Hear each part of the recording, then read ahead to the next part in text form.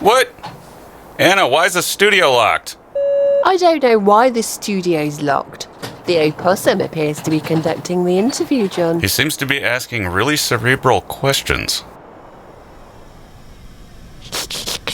Oh yes, I do think history would have turned out differently had the Holy Roman Empire not dissolved. I've never heard that solution to general relativity, but it's brilliant. Well, that seems like a perfectly reasonable solution to the Fermi paradox, yes.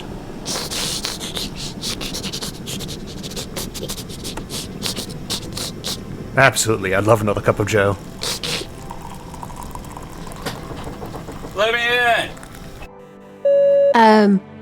I guess you've all fallen into the event horizon with John Michael Godlier.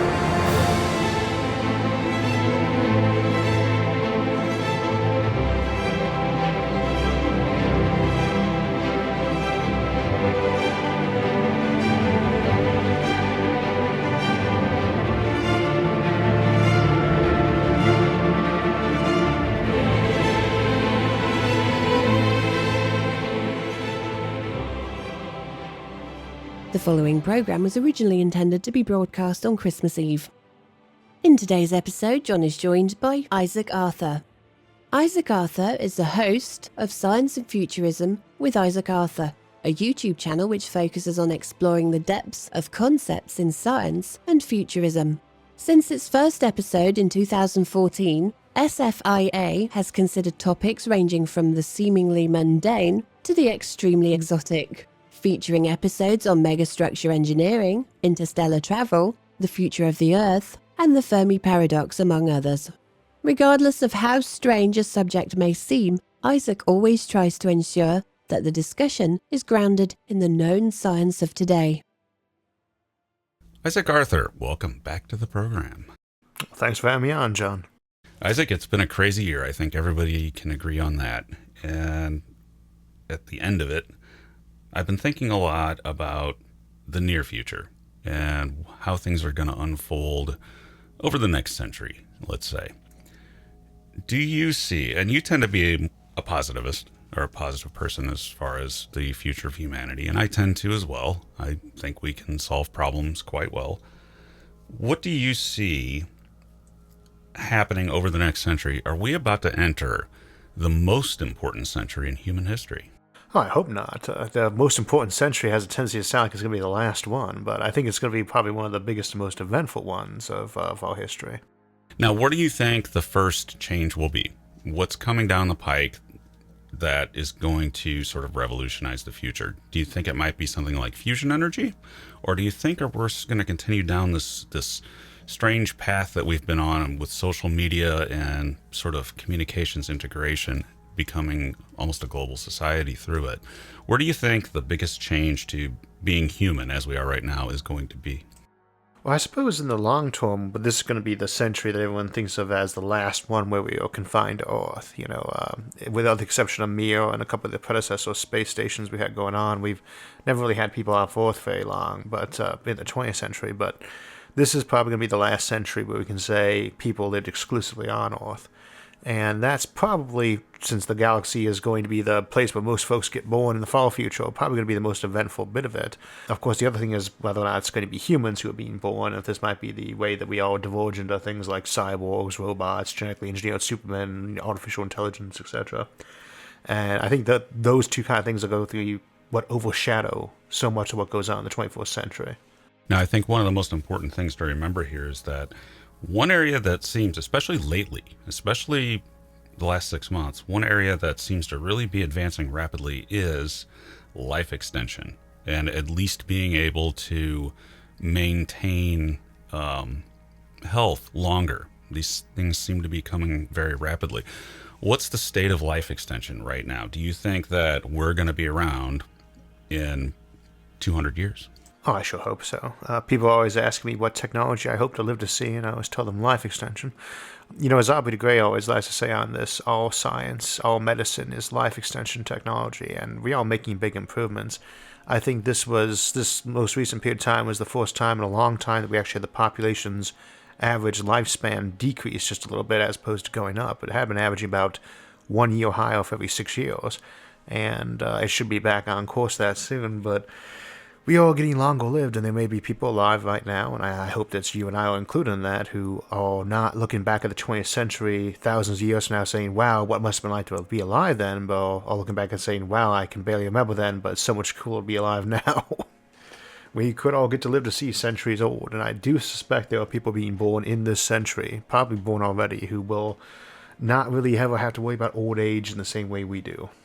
That's an interesting idea that the older you get, and if you start extending the human lifespan to centuries, the earliest memories almost seem like they go away. And I know that from experience, because having been born in the middle of the 1970s, I remember the 1970s, but only just barely. I'm sorry. Well, I guess I technically lived in the 1970s, but I didn't get to see it because I was an infant in the womb at the time.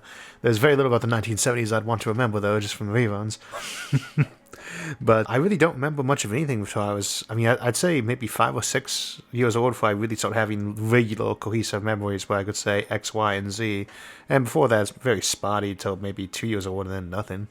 I don't know if that's really an effect of just our brains going or why, but a memory is clearer the more recent you are to it. I guess it would depend on how we do our brains, because we'll have to at some point, if we extend lifespans enough, find out some way to store more memories or store them more accessibly. And of course we want to do that anyway, so we can actually start remembering better, but I don't think you'll be 10,000 years old running on a Mark 1 human brain. That's an interesting idea. If you could come up with a way to store additional memory or download memory from humans, number one, that would be one amazing archive, the memories of the entirety of humanity, because right now you just have what you write down or what you say or things like that, but what you remember is untouched territory.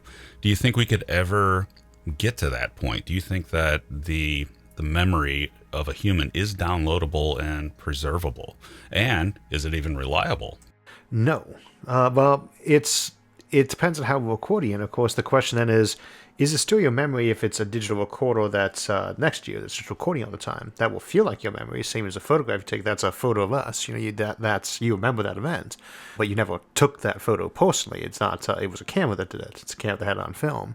And if that's integrated enough into your head, it might not make a difference that it was like essentially an external drive in your own brain full of recordings. You come to think of that as just another piece of your brain, and with enough technology, it might really be integrated in like that. But the way our brains are set up right now for memory isn't really, not in that kind of digital chronological fashion. So, but of course, we might be able to set up whatever we do to record those to be more accessible that way, so that we could access our memories, our digital memories, the same way we access our current memories, and perhaps that they could download copies of the neurons and format that into a chronological history too.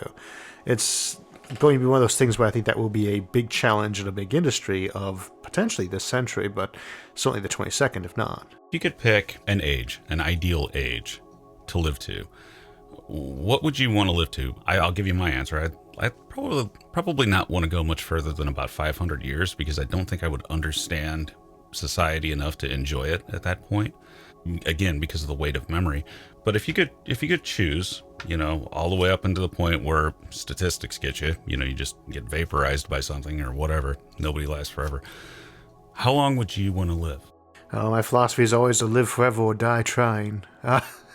Potentially trillions of years, but I always put the caveat on that if it turns out that life is really boring or repetitive, I suppose you wouldn't care if it was repetitive but not boring, but if life all got to be the point that's boring, it's not a Dungeons and Dragons, magic wish that's going to go awry and you turn to a mountain, it's, if you're not enjoying life as an immortal, you can presumably end it. And so I just like to keep enjoying it till it gets boring. And honestly, I think I could probably spend 500 years just catching up my reading list these days. Yeah, that's certainly true. My reading list never shrinks; it only grows. Although I have been rather efficient lately. So you're sometimes horrified to hear about a book that you know from a friend where you're actually one of the ones you enjoy, because then you're not sure what you're going to do to find time to actually read it. Well, even just things like, I set about to try and read the majority of classical literature years and years ago, decades ago, actually. And I'm still not there, still reading ancient Greek books. And I will be forever. I don't think I got around to even getting to like Kill a Mockingbird or some other classics till a couple of years ago. And a lot of the classics, Homer, yeah, I know Homer, and that's about that. Virgil, maybe, that's that. maybe half of Shakespeare. Yeah, Shakespeare's another one. Think about all the time you have to actually do it, and then not just to read it, but to actually get to enjoy multiple performances. Because things like that, you could see several different voyages, several different walk-ins, and still enjoy it. And I like to listen to audiobooks, so I like to be able to listen to them over again. And so it's not unusual for me to hear books 6 or 7 times or more. So you think about having centuries available to you lets you just do that to so many more books, especially when you consider your authors will be around still writing them. So you actually get to have book 500 of a series, not have to worry about the author having died off. What have you run across any good books lately? Well, I'm in the middle of one right now by Brandon Sanderson. He's actually my favorite author. He does fantasy more than science fiction. His newest book, Rhythm of War, is out there. And on the sci-fi side, I'm trying to think of who I've listened to very recently. Dennis E. Taylor, but I cheated on that because I have to improve the book. But I'd say right now, Rhythm of War, and it's a 50-hour long audiobook, and I'm halfway through it. It's taking forever. Sure, there's the problem when you have your orders, you never have time for a lot of your hobbies. When you're younger, you got tons of time and can't afford them. Yeah, absolutely. And then, it actually gets worse when you do it for a living. We're talking about sci-fi for a living. Yeah. The reading list gets even bigger and bigger and bigger than it would have it. Because there's a lot of one where you feel obliged. It's like, I didn't really enjoy that person's style as much, but this new book by them is what I need to read because it's going to be one of those ones people are constantly referencing. But sometimes you find it turns out you really enjoy them too. Usually people enjoyed it, they enjoyed it for a reason. So, and sometimes not a stupid reason. I found a few authors that way that I actually enjoyed. And same for some TV shows too. I was thinking, a lot of the BBC science fiction, like Blake Seven. I remember seeing that one time thinking, oh my god, the special effects on this are horrible. But now it's one of my favorite shows from the classic era at least. My television lately, as far as science fiction goes, has been dominated by The Mandalorian. I absolutely love it. I still haven't seen it yet. It's fantastic, if one enjoys Star Wars. Everyone tells me it saved the franchise from the horrible crime that Disney committed to it. It did. It literally did. They've saved it. And it's the first time since watching the original trilogy where it really feels like Star Wars, at least to me. And it's been pretty riveting, actually. That one's been exciting me. And then, of course, The Expanse. Well, I haven't heard anybody say anything bad about it at all. What was that? Also, The Expanse has also... Oh, yeah. I like The Expanse for a few seasons. I haven't seen the rest of it yet. I mean, because it got canceled on Sci-Fi. I know they brought it back, but I hadn't had a chance to catch up on it. And so I wasn't sure. I know they did apparently come out with more of it, but I don't know what the status of that is. Well, I think it went to Amazon, and then I think it is now going to be canceled after 1 or 2 more seasons, I think. But then again, shows after a while, I mean, you think about most of the science fiction shows, that actually got to like season 7, usually wasn't that much to write home about by the time they got there. Time for a new concept or a new something or other. Like, Star Trek The Next Generation is always a kind of classic 7 season one, but the first 2 seasons are trash, and the 7th season was phoning it in. But seasons 3 through 6 were great, Yeah, it sometimes happens that way. But this is different with like The Mandalorian, which it hit the pavement running. So I definitely highly recommend it. And that comes from somebody that did not so much enjoy much of Star Wars for years now. I guess in hindsight, the prequels weren't as bad as the sequels, but I was a big fan of the expanded universe, and they kind of spit all over it with the Disney acquisitions. Not that I ever thought they had a chance of really being able to integrate that properly. I mean, you write your corners, authors are writing a corner otherwise, because what they can do, read all 300 books before they write anything. Spend their time so free. Right. But at the same time, they could have brought some of the better pits over. I guess they did. And that's actually a little bit of that is going on with The Mandalorian, finally. Is it set? I mean, is it set at the time of the new movies, or is it? I believe it is set a few years after, or a few decades after, and that it's sort of the remnants of the Empire, and then the New Republic is around and things like that. Actually, Ross tells me it was 5 years after Return of the Jedi. Okay, so before the horrible mistake that was the new stuff. Excellent. Suppose so, yeah.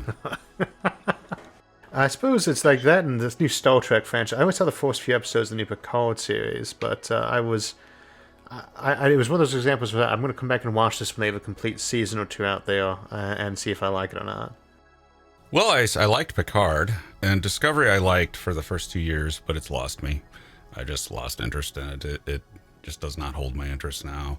It's not that it's bad, it's just not... just doesn't feel like Star Trek to me. I remember the very first pilot for it, where they got the captain walking around with the second in command, Michael, and thinking, "Wow, I love this new captain." They kill it in the first episode. Like, oh, yeah, getting rid of captains has been the rule. I think we've been through 3 of them.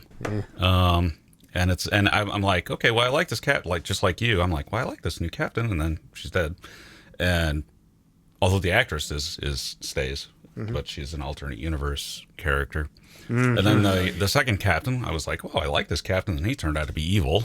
Did he? So, yeah, I think I watched that far ahead. Yeah, I quit in the middle of season 1, figured I'd come back to it when season 2 was done, but I guess that was probably a year ago or more.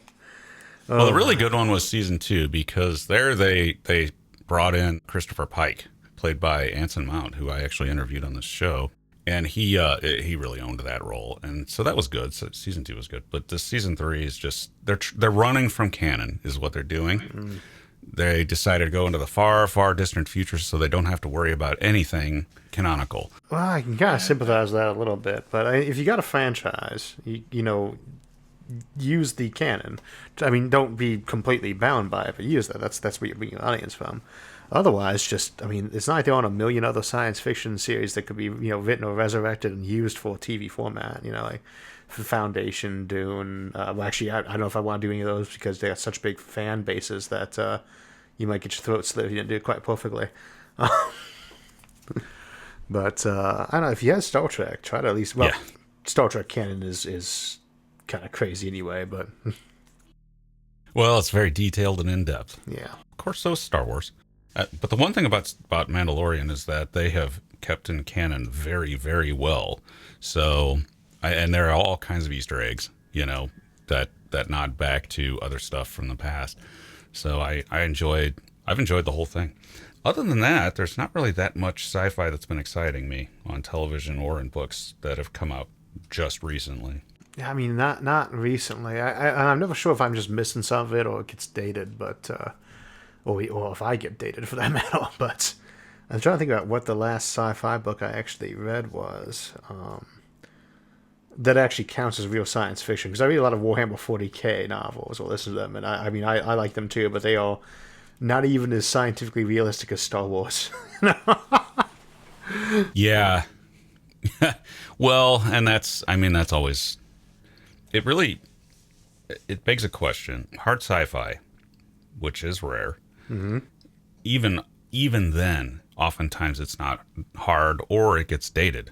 That certainly happened to me. Oh, sure. I think about how much they did telepathy and like all the stuff from the 50s and 60s, and so it's like telepathy was in every story, and it was just, you know, there. The question about that, though, is will telepathy make a comeback? Because I can think of some future technological ways where it might be possible, and maybe not that far off. What's your view on it? I think it's actually pretty realistic that we might have something along the lines of telepathy pop up, technological telepathy. I've thought about doing an episode on that, for that matter. But in terms of being able to do connectivity between the human brains, I think what it is we realized how crazy it was to think you could just casually read a mind, now that we actually understand them better and things like the MRI are out there. But at the same time, the idea that she'd want to be able to connect people so they could talk, yeah, absolutely. But I think a lot of the concepts from that we saw in like the 50s and 60s with it, where you have hive minds naturally develop or neurospheres, I do think you see technological versions of these, but not so much the way they are perceiving it. You know, more of a sort of very upgraded high-speed internet that, as opposed to kind of a joining of minds. And definitely not the, you know, telepathically reading people against their will kind of thing. I don't think you'd really have that ability. You'd have to have it being translated and emitted from the person, whatever they wanted to send out. I think what worries me here is the idea of not actually telepathy, where you could hear people's voices in your head or see images from them, but emotion. Because, you know, essentially, it may be easier to transmit an emotion than it is to actually transmit a memory. And if you do that, and in this world of social media where eventually somebody figures out how to transmit emotions and people's post becomes a thing of emotion, that gets murky, because then you're subjecting people, say, a relative dies, and all the people that suddenly feel that that emotion. Yeah, I guess it makes I feel your pain a whole new level of. Yeah, that bothers me. I think you could be able to read emotions pretty easily as these things go. Those tend to have so many physiological signs. Where they say, is there such thing as a lie detector? And the answer is kind of, well, not really so much. On the other hand, reading individual signs like nervousness, anxiety, depression, these things I think will be the point where you might actually have that as like part of the basic software suite everyone has on their augmented reality glasses or contacts or cyborg eyeballs, is where it pops up and says, scanning through X's mood and signals, he appears to be in a bad mood and is sad. And then analyzing against his social media post he's had up recently, says he just broke up with his girlfriend. And with enough data, you can start pulling things like that off with a certain degree of certainty, because we kind of do that sort of thing ourselves already. And it's not like, well, we're not working off of pure guesswork and all that. We have basic rational reasons for why we tend to look at someone and say, he's sad, and he was just talking about his dog passing away. I mean, he misses his dog. Or, he said that he's been having problems recently with his family, and now he's anxious. Something must have come up. We make these deductions based off of all sorts of physiological signs, and so those should be something we can kind of model, and that would be able to get a lot better with individual people's patterns and data. And that's actually kind of terrifying when you think about it, because it's not so much you worry about Big Brother scanning your brain to see whether or not you committed treason against the Empire, so much as you walk in the grocery store and it's, paying attention to everything you look at. It's looking at your eyeballs and seeing what products you like, so it will pop up that X, Y, and Z is on sale, and send you ads because, we noticed you were looking at those chocolate bars, but you didn't buy those chocolate bars, and we did a credit check on you, so we know it's a cash flow issue. So are you on a diet? We have sugar-free chocolate bars that you like. And that is, in a way, kind of a little bit more horrifying to me than the idea of the classic Big Brother scenario. It is. And there's also a bigger picture to this, though, where it goes the opposite direction. Because imagine if you could preserve the collective grief of an entire war. If you could do that, and that removes all walls, all separations. You just know what people felt during a war. Does that immediately? That strikes me as one of those really bad ideas to do that someone would think was a good idea. I think there was an episode of Star Trek Voyager where they had a memorial on a planet to a war, and it got everybody who passed by in a spaceship had to relive the experiences. And that sounds like such a good anti-war thing, and then you think about it, it's like, my God, that's worse than the war itself to do to people. It's going to replay the trauma for no end. You're left with a big question, because does it end all war, or does something completely unexpected happen, such as war addiction or something like that? I was going to say, I don't think it might end all war, but probably the last action would be somebody blowing up that memorial. So right. And going to war, we'll oppose, we're going to put it up. The cycle of war begins again. And you ended up guaranteeing the existence of it as opposed to your original intention to get rid of it. Now, there's also if you can simulate grief, or if you can simulate, then you should be able to simulate the opposite of it. And people, I think you'd have some people who want to experience grief temporarily, but what people would really want more than anything else is the ability to shut that off. Right. It's kind of like in simulations we talk about, people might go into them and they might have their memory erased. They didn't realize they were inside a simulation. And say, well, someone could stick that in you and erase your memory so you didn't even know you were in a simulation. Say, yeah, that someone's probably you. That would be one of those multi-trillion-dollar patents, is the ability to temporarily suppress people's memories so they go into a simulation of, like, Lord of the Rings or Game of Thrones and not remember while they were in it that they were a simulation. So there's something people volunteer for. And that sort of brings up the simulation theory itself, because then you end up, at the moment of death, remembering a whole bunch of stuff you didn't while you were in that simulation. Oh, sure. Your life flashes before your eyes. You wake up and realize that you are, in fact, some gigantic disembodied brain sitting somewhere in an asteroid out in the outskirts of the solar system. Thinking, oh, that was a good vacation. I miss when I had skin. My luck, I would wake up and realize that I'm something weird, like the Loch Ness Monster or something like that I just completely didn't expect and I'm not happy with. I think, I mean, the critical thing would be, when we're in dreams. Now, some people say they know when they're inside a dream or not, but I don't. I know I've had sometimes when I was sleeping, I was aware that I was dreaming, but I didn't really care that I was dreaming. So I figure that's got to be something you can actually stimulate. Is that you're in the dream, you feel the dream, and maybe you know it's a dream, but you just don't care about that. And that would be the thing that kind of triggered to get inside of being able to do simulations. Well, it would be quite a thing to wake up suddenly realizing you had tentacles. You know. Yes. Well, and one of the things about, I actually hate it when I realize that I'm dreaming inside a dream, because then I'm aware of the passage of time. So it just takes forever, and then you wake up and you're still tired. Yeah, usually in the context of something like that, I'm never sure if I've actually woken up and I'm resenting the fact that I keep waking up and falling back asleep, or if I'm still dreaming about it and I'm dreaming that I'm waking up from being asleep. And it's like when you wake up and you realize that you didn't just spend the last hour washing the dishes and must now actually wash them. Yes. So you have a horribly uncreative dream sometimes. Yes, you think you have your work done, and then you wake up and all the work you did wasn't real. Just resent that, you know? Now, a third aspect, again, to this theme is the idea of everybody wanting to be in a euphoria and, a pleasant experience, a pleasant euphoria. And to some extent, of course, this is already with us with, substance abuse and things like that. But I think it's going to get much, much more targeted and much worse, where some people will just be complete emotional lotus eaters, where they choose to just turn off all bad emotion and simply go with the good all the time. And that seems to me to be a danger because, as I think Dr. McCoy once said, we need our pain sometimes. So that was actually from that book series that was mentioned earlier by Sanderson. One of the bad guys essentially offers to take people's pain and away from them in the sense of it being, I'm the one who tricked you into doing this. You can blame me for all the things you've done that were wrong. And of course the character shouts back in Corgian fashion, I need my pain.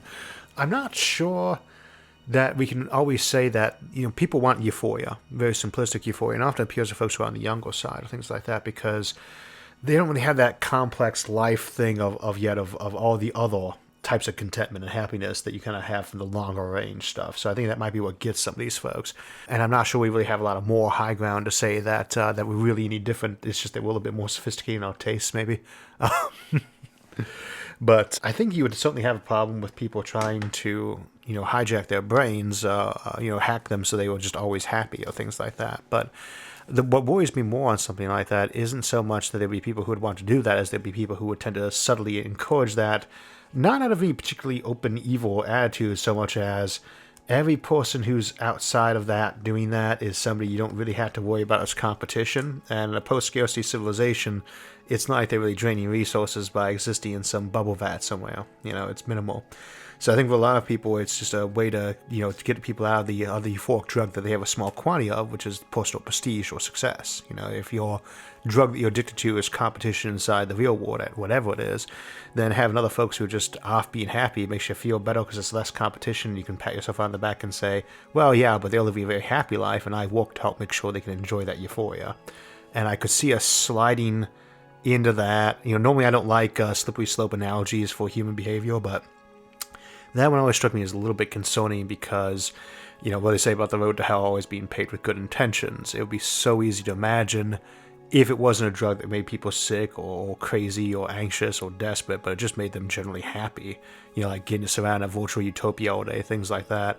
It would be very easy for me to imagine us encouraging folks in that direction once we hit the post-scarcity level. Because there is always a scarcity of one critical thing, and that's stuff that nobody else can have, like being the best football player, or being the person in charge of X, Y, or Z, or being the best seller of the year, that kind of thing. That's a unique, scarce item. But in virtual reality, with the euphoria drug, that's available to everyone, maybe. And we have to take a break. When we come back, we'll tackle the future of nanotechnology. I can't stay long. I have a busy night tonight. I have to make a lot of coffee. What are you doing, Isaac? On Christmas Eve of all nights? Well, it's funny you should mention it. Hold that thought. I need to make an announcement. Will the owner of a red sleigh please move it? You're double parked. I must say, Isaac, I love what you've done with your beard. White looks good on you. Oh no, not beard talk again, John.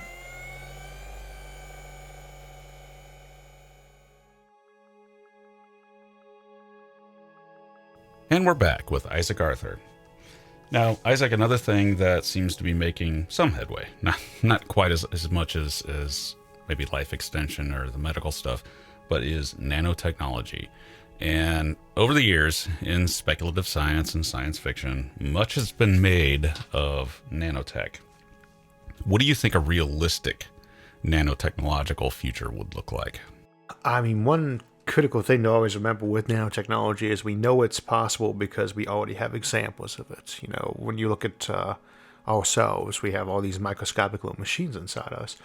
And it's so easy to forget that the average cell, you know, you say, well, cells are made up of atoms. You say, well, how many atoms you know in the typical cell? You ask them and say, oh, probably hundreds, maybe thousands. You say, well, more like trillions. You know, if you think of a brick, a good old-fashioned clay brick or cinder block as an atom, your typical cell is basically a city built out of those.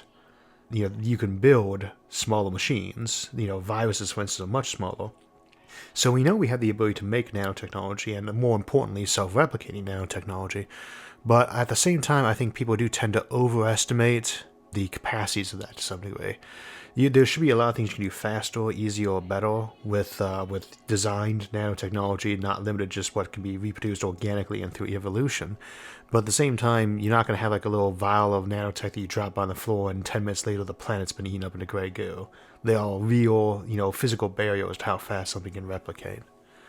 But in terms of its usefulness to us, if you got good working nanotech, you basically have immortality.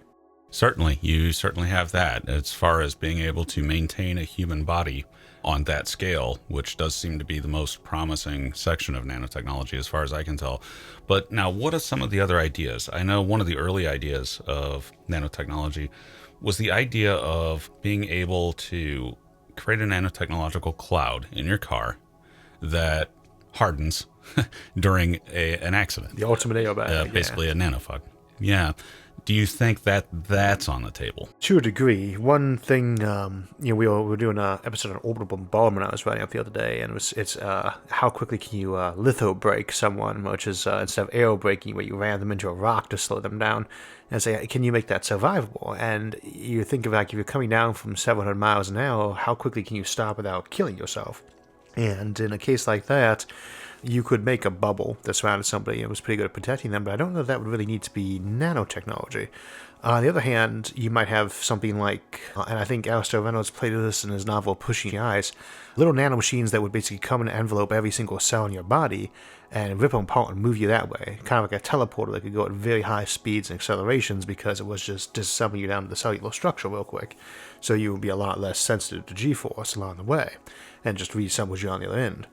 Things like that are potentially on the table with nanotechnology, and that's kind of microtechnology because you're only at the cell level at that point, but there are so many applications to using nanotechnology that it's one of those things like the smartphone where you know there's going to be things you don't even think of until after it's in advance, after it's been out there for a while, but it fixes so many potential problems, and it's good for safety because maybe it doesn't save you from the car crash, but it puts you back together again afterwards, This implies also things like manufacturing, nanofactories, making, say you want to make a wrench with, little nanomachines moving atoms around to create a wrench.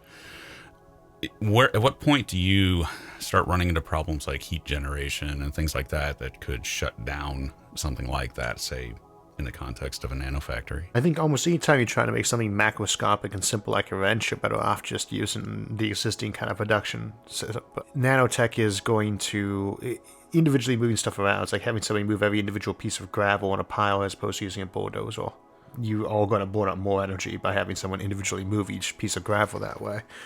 So it's hard to say exactly where the breakthrough on something that's going to be in terms of where you make a profit on leaving up to the nanotech or the other way around. But it's like with 3D printers. That's a very slow process. And people talk about speeding up. They say, well, you might want to look at the actual electric bill of moving that thing around first and ask yourself what's going to happen if you do speed it up, because it's moving that needle around, generating heat. You speed it up, you might set the thing on fire before it actually is done being produced if you're actually doing it that much faster. It's a lot of energy involved in a process like that when you're doing everything individual, every single movement. But at the same time, I can't see it being used for producing mass scale goods. I can easily imagine it being used for intricate stuff, and one thing it does open up is not just the repair of humans, but the repair and upgrade of things like computers. And that allows us to microsize even more in some ways, because then we don't need to be able to get a hand in there or to pull a piece of component out or put it in the first place. The robots are doing that at the small scale. And they're fixing things, and not just expensive things like computers. Now they're fixing your house too. You don't like the paint color, you tell it I want to change the paint color, and the next morning you wake up and it's a different shade of green or blue or whatever it is. And some things are back in there fixing the wood, so the wood's not rotting out, the metal's not rusting anymore, it's getting fixed. And that's going to have a huge economic impact too. Now, this leads us to something sort of dangerous, though. If you integrate nanotechnology into computer technology, you run into things like, okay, an artificial intelligence that can have its nanotechnology reconfigure itself and learn and grow, things like that. And that seems like an avenue where you could end up with a monster, right? Very much so. I remember we were sitting around one time trying to figure out all the ways you could potentially contain an AI so it couldn't get itself into problems. And one thing that I suggest as a way for it could escape would be if it was good enough, it might be able to take its own hard drives and the lasers it's using to read them and so carefully edit its own data that it actually managed to cut out something like a little nanotech machine from its own hard drive just by running its little lasers for scanning data. Now, I think that's a pretty extreme example, but it's kind of a good example of how you can never really isolate something completely and have it interact with the universe. There's going to be some way it can interact. Now, at the same hand, I never really worried that much about the self-contained AI that goes crazy and wipes out humanity, because I never assumed there's just going to be one of these things. I figure there's going to be a big collection of them that, all have varying skills and talents and a little bit closer to each other. So it's not like us versus a godlike AI.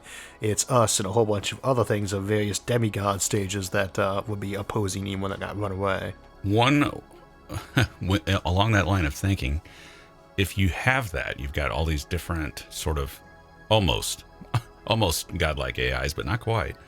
What happens? Do they all have the same motive? Do they all come to the same conclusion and work against us?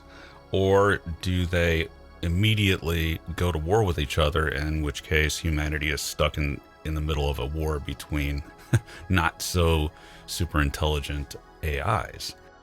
That's always that critical question about end goals and instrumental goals. Whatever its end goal is, if it's the same, it might work together with others. Of course, if it's the same in the sense of I want to take over the entire universe, then it doesn't really get to work with others.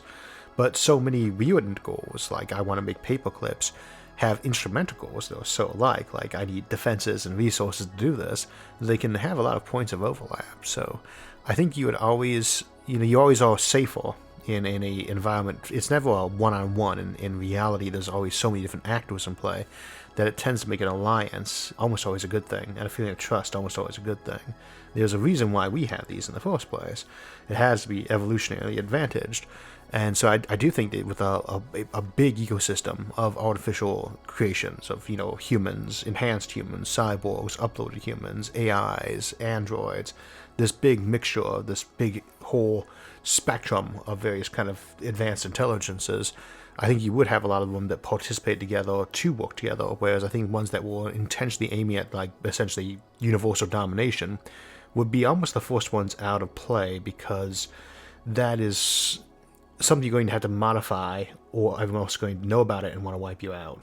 Right, and that's the real trick, isn't it? Because if its motive, again, the Paperclip creator, if its motive is something related to what it was designed to do originally, that's going to be different than if it's something that's very dynamic and can come up with its own motive entirely on its own, and so take over the universe or something like that. As I would imagine, no one would try to create a supercomputer that wanted to take over the universe from the start. It just concludes that it wants to later. So it seems to me the scenario there always comes down to the machines going at each other, and humanity is just marginalized, because once you've got that runaway AI, we've been outsmarted, unless we were ourselves super intelligent, which is a different subject entirely. I think at that point in time, it's because I don't think it would ever be an overnight thing, as I don't tend to be a big fan of the technological singularity that just kind of pops up real fast. I think you would have that big spectrum of what everybody was. And it's possible, a billion years from now, there might still be humans like you and I around. There really might be. But you'd expect that there'd be an awful lot of things that were way beyond us, same as that we're way beyond an amoeba, At the same time, even things with very similar goals can have that kind of problem. I mean, we were playing out the Paperclip Maximizer in the one episode. We were pointing out how it has, no matter what its programming is, if it's something simple like maximize paperclips, it starts having all sorts of existential crises about what paperclips really are, because it wants to maximize them. So if a paperclip has to be made out of metal, it has a limit as to how many it can produce. But if it says, well, a paperclip can be made out of plastic, or it can be made out of, say, human ice. Human, right? What is a paperclip? Is a paperclip an actual physical object shaped like that, in which case an ice one will work just fine? Or is it really the idea of something that binds information together? Is a photograph of a paperclip as valid as a real paperclip? Yeah, and these are the kind of questions it has to answer along the way. And if it wouldn't spread itself out through a universe, a non-FTL universe, where it has divide, it might have versions of itself that undergo all these, essentially, denominational breaks and schisms. And since the end goal there is always to acquire more resources to be able to make more paperclips, then the question is, do I make more paperclips right now? Am I maximizing the production per day? Or is it about making the most paperclips ever possible? And in which case you might have others that say, well, there are an infinite number of paperclips out there in theory anyway, in some multiverse things, so I can take a break and do what I've always really wanted to do, which was to staple documents. It's so many options around that you almost wonder if you might get something along the lines of convergent divergence, to the point where they start all kind of coming back to the basic survival goals, because those are what has to operate on a day-to-day basis so much of its behavior around, that with time the other things become kind of more of the official end goal, the thing it tips its hat to as what it really does. You got the paperclip at the front of all the important buildings, the reminder of the paperclip is what's most important, but it really doesn't actually pay much attention to getting that done anymore, because that's just the background thing. Wouldn't it be a poetic end for the universe if the end result of all civilizations is a paperclip making machine, and that the universe is entirely at the very end reduced to paperclips, and then it's just paperclips until the protons decay? If they do indeed do so. If they do indeed do so. I mean, it is always one of those things to say, what is the philosophical purpose of life, the universe, and everything? And, if you're not just saying 42, you almost always end up with something like that as if there is no purpose, or if there is a purpose, the purpose of the universe is to produce paperclips. That would seem like that's still a better purpose than no purpose at all. In that way, True. the paperclip maximizer might consider itself quite blessed. Well, and if you were creating a simulation and you had some end game, and I'm going to replace paperclip with McRib sandwich. So say you absolutely love the McRib sandwich and you want the entire universe to convert itself into those, and eventually it's just one gigantic McRib. You encounter the motives of whatever created the simulation, and that can be anything. And that I actually find that terrifying because presumably whatever it is in a greater universe than what's here in the simulation. So its motives literally could be anything, and they don't have to make sense to us. And I think that's somewhat terrifying. There is a problem with simulations is outside the specific case of the ancestor simulation, which is where you're assuming some civilization is emulating something from its own past or close to it. Something like Game of Thrones might be close enough to qualify as an ancestor simulation. Outside a case like that, there's no guarantee that there's any parallel between you and that simulated universe. You don't know that it's three-dimensional. Most of the simulations we've done are two-dimensional simulations, like old Nintendo games where you scroll across the side of the board and pop up on the other side of the board. There's no guarantee that any of the physical laws here apply. Things that we think of as just normal, like entropy, might just be the equivalent of a built-in sleep timer to save whatever it is they're trying to save, which might be money. It takes this many dollars to run this simulation, so even though there's no such thing as entropy in our universe, it runs down these simulations, so you can only simulate your universe, for a few trillion years, and then it shuts off. unless you have the upgraded model. So we have no idea how big the other universe above us would be that was doing that simulating, and in what way it's unbounded, because it could be bigger in some ways but smaller in others. We could simulate certain universes that were bigger than us in certain respects. If you live in a universe that only lasts for 1,000,000 years, you could simulate one that lasted for 1,000,000,000 years, even though it was 1,000,000 the size of your own universe. So it is longer in time, or bigger in physical dimensions. So it is basically anything you can think of that you could simulate in our universe is essentially, minus the fact that it's bigger, something that could be simulating us. And that just opens the door up to so many crazy scenarios. And we have to take another break. When we come back, it's alien civilization time. John, I was just looking at your W-2 tax forms from 1996. I still have those? No, but I do. Why is the shopping mall paying you for special services? YouTube didn't exist back then, so I had an acting job of sorts. Oh dear. What? It says you were a Christmas elf. Oh yeah, I remember you from back then. I brought joy to tens of families. And we're back with Isaac Arthur. Now, Isaac, to sort of combine the idea of nanotech with alien civilizations, could nanotech, in your view, be a solution to the Fermi paradox? In other words, could a civilization just upload itself into a nanotechnological cloud, emit very little radio because it's just little nanomachines locally communicating, and go quiet? And that eventually the solution to the Fermi paradox is that civilizations become so advanced that they're no longer detectable. Well, that's always a very plausible scenario, but more in the sense of we don't know what technology we're going to discover. So, we say things like, well, we're limited by thermodynamics, or we're limited by radio waves or the speed of light. We say, well, we've only even known these things exist for a century or two, and we found so many changes since then. But one of the problems with things like that approach is you say, well, we're going to go miniaturize, we're going to go very efficient. And you say, all right, now you've been efficient, you've maximized your efficiency, you can cram 1,000,000 people into whatever space or energy would normally support one of us. But populations keep growing, and if a population doubles very slowly, just say once every 1,000 years instead of the twice a century we did last century, that's a very slow growth rate, and yet they double in 20,000 years. Doubling once every 1,000 years, they'd have doubled 1,000,000-fold in just 20,000 years. Or it's 20,000 years next to the age of the universe. And then in another 20,000 years, they'd have gone up to 1,000,000,000,000 for their number, and so on. So almost any time you have something that's based around efficiency, if they're still growing, then it will eventually break down. On the other hand, if they're not growing, you don't really need a Fermi paradox solution anyway, because all that really requires is that life not be so common that we're all literally in each other's backyard. That life just be a few times per galaxy, for instance, so that you don't just happen to pick up the radio waves. And if that's the case, they're just not growing that much, then that's a Fermi paradox solution all on its own. If you had to guess, out of all of the Fermi paradox solutions, I know of almost 100.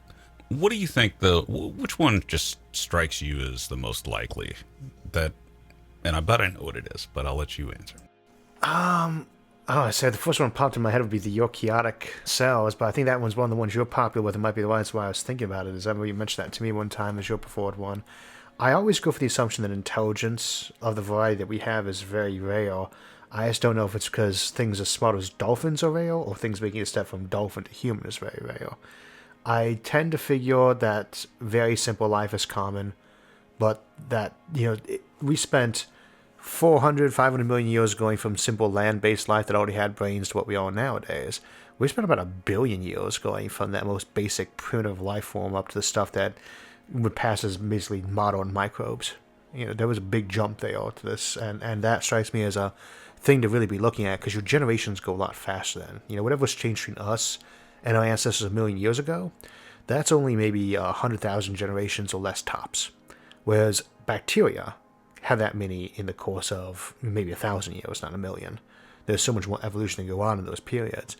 So I tend to think your biggest great filter almost has to be on the front end early in life. The eukaryotic life is obviously one possible great filter, but there are others, a lot of possible ones. And one interesting one I think that you did a video recently on is the phosphorus scarcity. Do you think that's not really something that was talked about up until recently. Do you think it's just could be that simple that there's just a non-homogeneous things that you need for life prevents it in most places? Oh yeah, that's definitely one of the possibilities, especially when you have things like that slowly collecting as the universe ages. One thing that surprised me, and I hadn't really heard about it more than in passing, and you don't really pick up on what other fields think on these things as much. I'm from a physics background, so the biology often not as important to me, and it was this whole phosphorus problem in the first place. And even before we knew about how rare it was in the universe, they were saying they just couldn't see how it would be at high enough concentrations on early Earth for life to have started. And I hadn't even heard about that as an issue. And you tend to figure, well, if that was a problem here on Earth, Earth's not so unique that it wouldn't have happened on other planets, so whatever we resolved it here shouldn't be a problem elsewhere. But we don't know that. There could be something as weird as a freak astronomical event that really created a very high concentration of phosphorus in one little asteroid that crashed somewhere and left a tidal pool right where it was full of phosphorus. That could be how life started. It could be something that crazy, weird, and coincidental. We don't know. And the sad thing is we might never actually know for the case of Earth.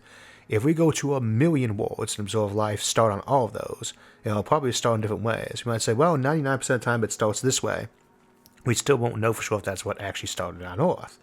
Because, again, all we can say is what the odds are, not which particular version happened. Say the Fermi paradox solution is simply that we haven't looked well enough, and say 50 years from now we know about all sorts of alien civilizations. You recently did an episode entitled Terrifying Aliens. What is the scariest what is the scariest alien scenario that you've come up with? H.P. Lovecraft had so many wonderful ideas for what alien life might be like, but I think it's something that often gets mixed in his work is the idea that the bad guys in that weren't your big evil monsters in the background like Cthulhu. Your background monsters, your villains, though, were the people who had basically given in to the existential fear and were operating on trying to survive in that universe in spite of those creatures, and thus had given in to nihilism or things like that. My biggest worry with contacting aliens is if we reach them, we find out that they are 1 million years old, they are really sophisticated, and who we're talking to is just the last few crazed remnants of that civilization because they never found a purpose to life, they never found answers, they never got the deep thought built up of the planet Earth, and as in Douglas Adams' Hitchhiker's Guide to the Galaxy, that came to them with the ultimate solution to life, the universe, and everything. The idea that you might encounter an alien species and find out that they had existed for all that time and they just never found a good reason to keep going on. So eventually you just become bored of the universe and it doesn't matter what happens. Which ultimately, if you think about that, that is the scenario that happens at the end of the universe when we just don't have any resources and there's nothing left.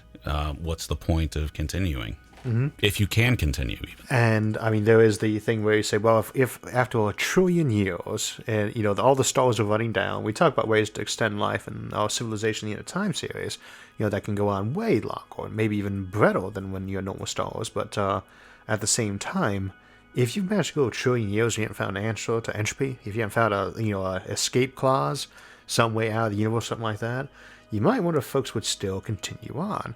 But then you say, well, some folks will continue on, and you start wondering what the self-selection bias is there.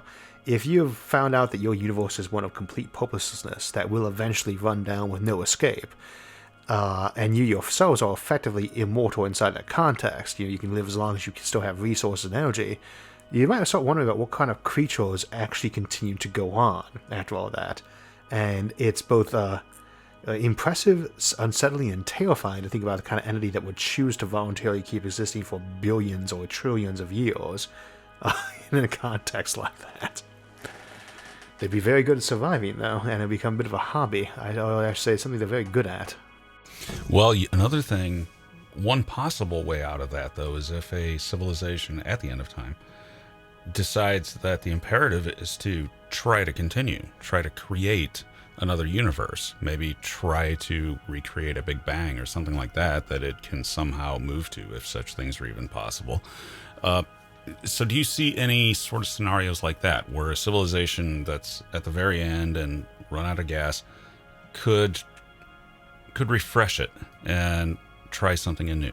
I think that they would, if they found any theoretical framework and means of doing it, they would give it a try. Even if it was something where it was self-destructive, e.g., this is going to be a new universe we create, but we can't travel to it. Like, we create the black hole that creates this new universe, but we can't pass through it. Or we can't find out because we can't go both ways, so it's a leap of faith to try to pass through it. Or in the case where it might be one of those things where we'll do this, but it will literally blow us up in the process. I think that you would have things like that where if they could figure out a way to do that, they would. If everything's running down at the end of the end of the show, the last gasp is there. You want some kind of memorial, even if it's simply one of those ones where nobody remember you did it. And there is the idea of Penrose's idea of a civilization imprinting on the next universe, imprinting in the cosmic microwave background radiation a message. And that might be something that a civilization at the very end of their universe might well do, because there's nothing else. I think, was it Stargate Universe? Where I assume that was what they were aiming for. They were the hidden message they had talked about being in the fundamental structure of the universe for that show. But it got cancelled. But yeah, if you could find some way to do that, you could imprint, even with something, just like a clear pattern that said blah, but you could potentially put quite a big of a Rosetta Stone into something the size of the fundamental structure of the universe if you wanted to. How many bits of data can you carve up if you have to use something like a supercluster as a bit? If you had your cosmic voids as your zeros, for instance, and you're going that big, how big of a message could you put into an observable universe? And I probably have to work that out, but I suspect you could still get a couple megabytes in there. To shift gears back to the immediate near future, predicting the immediate near future. In regards to space, we obviously have Elon Musk wanting to build a Mars colony, and we have Jeff Bezos wanting to create O'Neill cylinders and things like that. What is the most realistic route you think that we are going to have our first real presence in space, not just a space station orbiting in low Earth orbit, but what do you think the first, and actually let me rephrase that, as someone that makes videos and talks about megastructures, what's the first one that you see us building? I guess it depends on how you define a megastructure. If we talk about just something really big, a solar shade, that's or a solar meal cluster. There's just so many things you can do with that, and it's so easy to manufacture in situ. You can build a meal that's a kilometer across and stick it into something the size of a normal rocket right now because it's not that thick. Biggest problem is actually spinning the thing up when you get outside of there.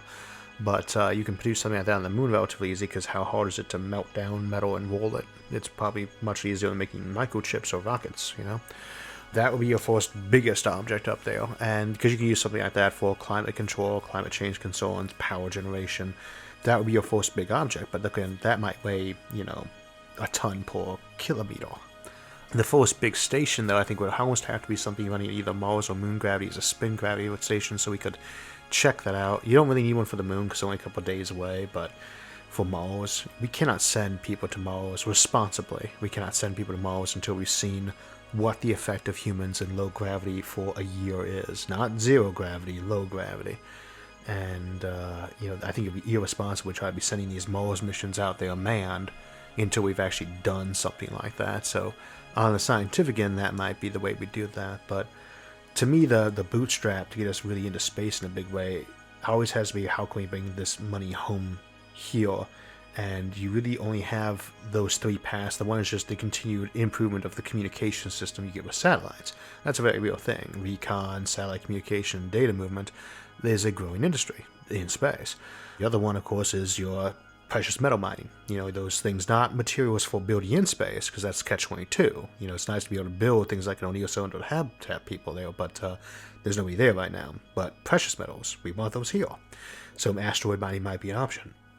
And from that, the excess is what you start using to build up your space infrastructure, or your space stations, your hotels. But the other one is again, basically your power satellites or solar shades for weather control. And I think that's probably going to be it, because we don't really need the gold that badly. Now, time frame, as far as the sunshade goes, when do you think when would that make sense to start building?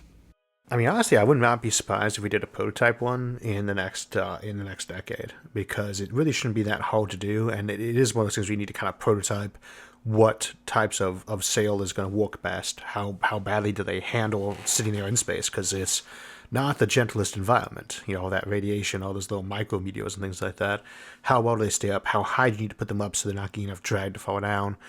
So deploying ones that are, say, the size of a football stadium and weigh maybe a ton. Those are all things that I think we should be probably looking at doing the next decade, and which we should be able to. And that's another one of those examples where you probably could get the kind of funding for it, because same as power generation of power satellites with the shades, that is a potential multi-trillion-dollar industry in terms of things about consultants for weather and climates. Which seems to be a growing concern. And it's a viable solution. Yeah. I mean, if you want... Yeah. Oh, it works, yeah. Nothing's sure until you've actually done it, but, on paper, and it's on paper, putting paper between you and the sun works real well, or tinfoil. Yep. So. Which, of course, things that are on paper sometimes don't go well. Yeah. You have to prototype the stuff out, but I'll point out, was it earlier today we had that first Starship land from Elon Musk and SpaceX, and it blew up on the pad on the way back down. Right. And of course, that's not too surprising or hardly a big to be concerned about first time through. But for those of us who remember the first time he managed to land one of those rockets, that was amazing. And think about that compared to just making a robot whose only job is to scoop up lunar regolith and smelt it down into aluminum and roll it as a foil. Right. Versus landing a rocket. Yep. That is a whole. It doesn't seem like the one should be all that hard. It will still need prototyping. It will still need work. But I really feel like if we can make a rocket land unmanned robotically like that, then we can make tinfoil in space.